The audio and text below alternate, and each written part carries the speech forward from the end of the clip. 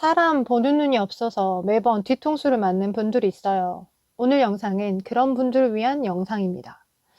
이렇게 사업하는 사람들은 이 개념이 똑바로 안 잡혀 있으면 반드시 망합니다. 안녕하세요. 할 말 다 하는 언니입니다.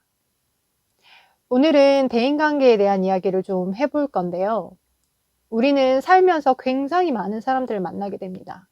그리고 그러다 보면 흔히 통수 맞는다라고 하죠. 믿었던 사람에게 통수를 맞고 배신을 당하게 되는 일도 종종 일어납니다. 저는 오늘 세상에 믿을 사람은 하나도 없다는 뻔한 얘기를 하려는 게 아니에요. 누구도 믿지 말고 나 자신만 믿어라. 이런 얘기 너무 뻔하잖아요. 저는 이 사람이다 싶으면 진짜 끝까지 믿습니다. 제 주변에는 믿을 사람이 너무 많아요. 그래서 저는 오늘 여러분들께 믿어도 될 만한 착한 사람과 절대로 믿으면 안 되는 나쁜 사람을 구별하는 방법을 알려드릴 거예요. 이거는 연애를 할 때나 친구를 사귈 때나 비즈니스를 할 때나 똑같이 통용되는 개념입니다.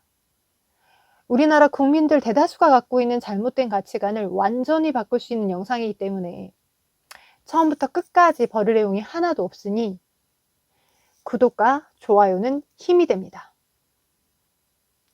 저도 이 방법을 사회생활을 시작하기 전 조금 더 어렸을 때 알았다면 얼마나 좋았을까 하는 생각이 진심으로 절실합니다. 그럼 우선 착한 사람과 나쁜 사람이 어떤 기준으로 정해지는지 정해보도록 하겠습니다. 제가 여러분들께 질문을 하나 드려볼게요. 뭐 답이 정해져 있는 질문은 아니니까 부담 없이 대답하시면 됩니다. 사람들이 볼 때나 안 볼 때나 상관없이 언제 어디서나 법을 지키는 사람은 착한 사람일까요? 나쁜 사람일까요? 그러면 이제 질문을 좀 바꿔보겠습니다. 지금 출소되어 있는 조두순이라는 사람.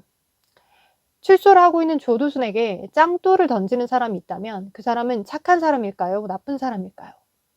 피해자는 평생 장애를 안고 살아가야 되고 피해자와 피해자의 가족들은 평생을 트라우마를 가지고 살아가게 될 겁니다.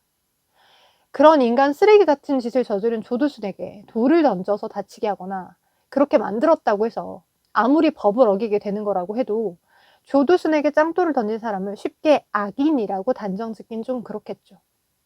아니 그럼 이게 뭐야? 법을 지킨다고 해서 꼭 착한 사람인 것도 아니고 법을 어긴다고 해서 꼭 나쁜 사람인 것도 아니네요. 그럼 하나만 더 여쭤보겠습니다. 살인은 선일까요? 악일까요? 말해 뭐예요? 당연히 악이라고 배웠잖아요. 하지만 군인들은 전쟁터에서 사람을 최대한 많이 죽이면 죽일수록 감옥을 가기는커녕 그에 따른 명예를 얻었습니다.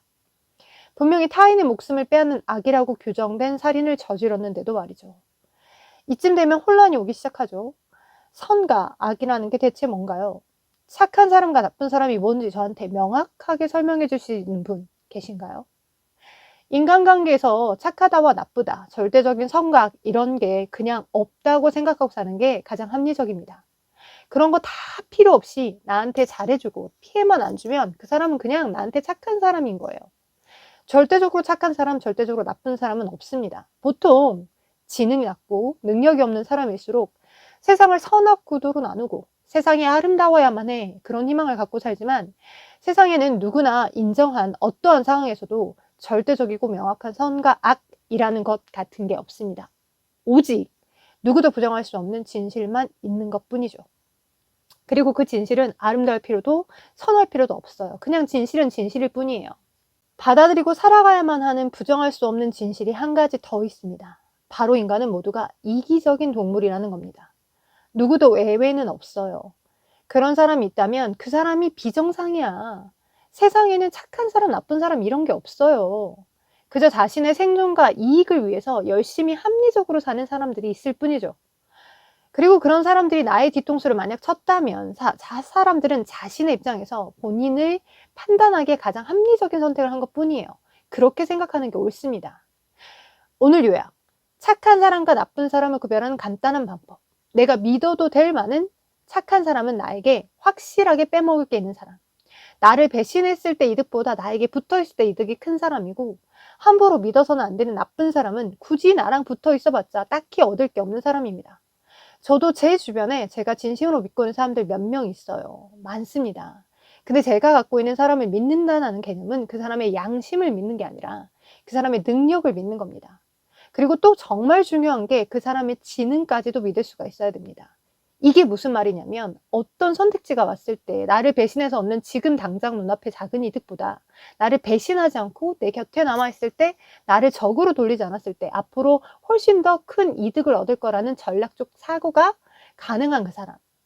근데 지능이 낮고 멍청한 사람들은 그런 의사결정 자체가 처참한 수준이라서 지금 당장 아쉬우면 언제 수틀려서 배신할지 모르죠.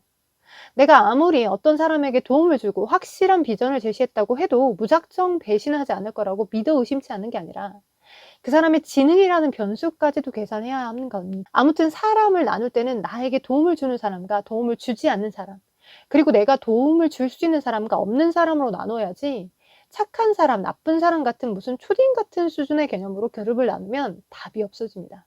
그리고 모든 사람들이 나에게 흔히 말하는 착한 사람이 되려면 그 사람들이 나에게 뭐라도 뽑아먹을 게 있어야 된다는 걸 명심하세요. 너무 중요해서 계속 반복하는데 인간관계는 무조건 기브 앤 테이크입니다. 슬픈 현실도 아니고 너무한 것도 아니고 그냥 세상이 원래 그렇게 만들어진 것 뿐이에요.